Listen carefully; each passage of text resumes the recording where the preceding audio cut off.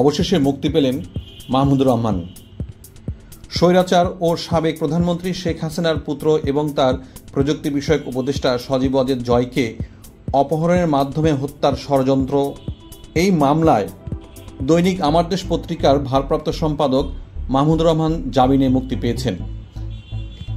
আজ বৃহস্পতিবার ৩রা অক্টোবর ২০২৪ সালে ঢাকা মহানগর দায়রা জজ আসামস জগলুল হোসেনের আদালত তাকে জামিনে মুক্তি দান করেন বা তার জামিন মঞ্জুর করেন।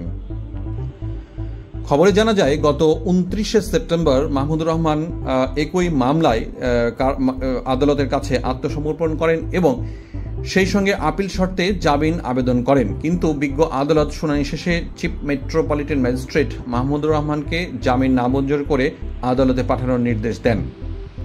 জানা গেছে, গত বছরের ১৭ আগস্ট ঢাকার অতিরিক্ত চিফ মেট্রোপলিটন ম্যাজিস্ট্রেট আসাদুজ্জামান নূরের আদালত একই মামলায় মাহমুদুর রহমান এবং সাংবাদিক শফিক রেহমান সহ আরও ৫ জনের পৃথক ২টি মামলায় ৭ বছরের সশ্রম কারাদণ্ড প্রদান করেন। এই মামলায় দণ্ডপ্রাপ্ত অন্যান্য আসামিরা হচ্ছেন রিজভী আহমেদ সিজার ও মিজানুর রহমান ভূঁইয়া এবং জাসাস নেতা মোহাম্মদ উল্লাহ।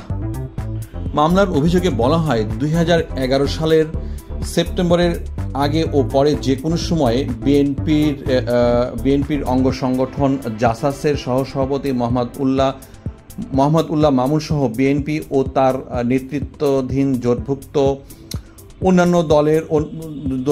অন্যান্য দলের উচ্চ পর্যায়ের নেতারা রাজধানীর পল্টন, যুক্তরাষ্ট্রের নিউ ইয়র্ক এবং যুক্তরাজ্যের বিভিন্ন জায়গায় একত্রিত হয় এবং তাদের যোগসাজশে প্রধানমন্ত্রীর ছেলে ও তার তথ্য প্রযুক্তি বিষয়ক উপদেষ্টা সজীব ওয়াজেদকে আমেরিকায় অপহরণ করে হত্যার ষড়যন্ত্র করে। ওই ঘটনায় ডিবি পুলিশের পরিদর্শক ফজলুর রহমান ২০১৫ সালের ৩ আগস্ট বাদী হয়ে পল্টন থানায় মামলাটি দায়ের করেন। ২০১৮ সালের ১৯ ফেব্রুয়ারি এই মামলায় ৫ জনের বিরুদ্ধে আদালতে অভিযোগপত্র প্রদান করেন পুলিশ। এ মামলায় সজীব ওয়াজেদ জয় সহ ১২ জন সাক্ষ্য দিয়েছেন। অবগত আছেন যে গত ২৭ সেপ্টেম্বর সকালে তুরস্ক থেকে দেশে ফেরেন মাহমুদুর রহমান। তিনি একসময় বিনিয়োগ বোর্ডের চেয়ারম্যান ও প্রতিমন্ত্রী পদমর্যাদায় বিএনপি সরকারের দায়িত্ব পালন করেন। তিনি দেশে ফিরে তিনি আগে থেকে মনস্থির করেছিলেন যে দেশে গিয়ে তিনি আদালতের কাছে আত্মসমর্পণ করবেন। ধন্যবাদ সবাইকে। এই ধরনের নিউজ পেতে এখনই চ্যানেলটি সাবস্ক্রাইব করার জন্য বিশেষ অনুরোধ রইল।